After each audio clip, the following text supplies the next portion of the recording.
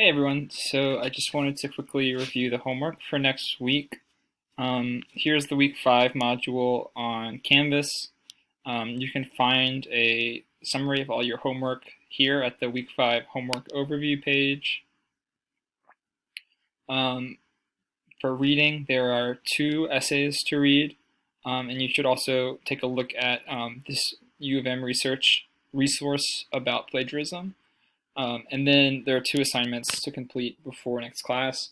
One is due by Sunday at midnight, and that's the revision of your thesis. So you should be working from the thesis that you wrote for your discussion board and use what you learned from class and from the reading, and also from a recording that I'm going to include with the assignment. I'm about to record it.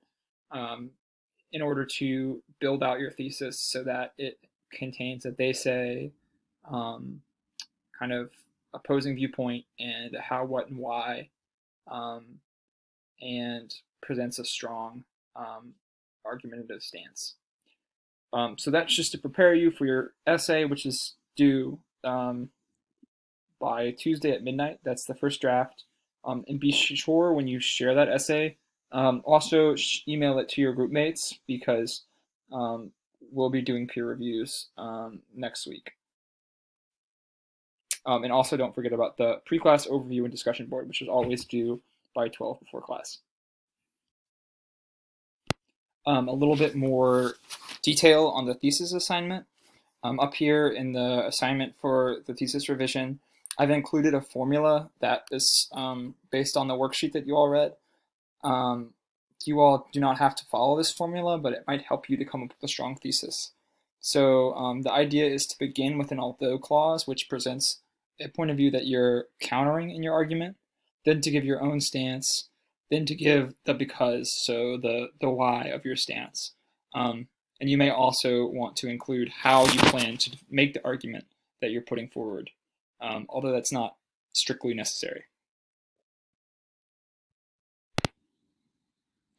I also want to quickly review the creative research essay that we talked about already in class.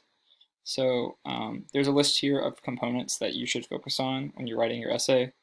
You may not be able to hit the nail on the head with everything on your first draft, obviously, but you want to be sure that you try to start with an engaging hook that draws the reader in. So I'm asking you all for this assignment to start with a narrative hook. So some story-like attention-getting introduction that sucks them into the story and gets them interested in the argument you're trying to make. And I've included 2 examples of that. This does not have to be autobiographical, so you could, if you have personal experience that relates to the topic, you could begin with an autobiographical hook about the topic that then leads into your thesis, or you could begin with some compelling anecdote or story related to your topic that you've come across in your research that you feel like will prepare the reader for your argument and your thesis at the end of your introduction. In the body paragraphs, remember to think about having a strong global organization, as in big picture organization among the paragraphs, so that the paragraphs come in a logical order and build off of one another, and then also all support the thesis that you present at the end of your introduction.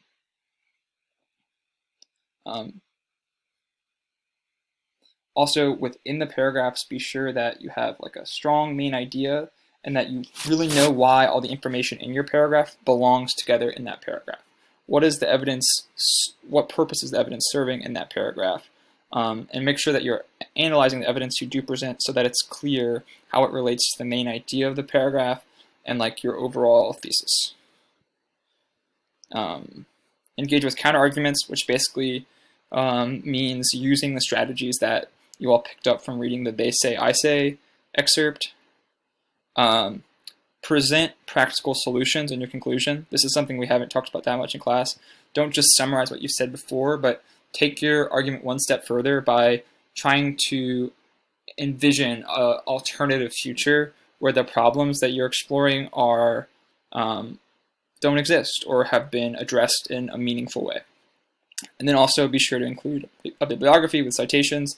This should be easy because you've basically already done it in your creative annotated bibliography assignment.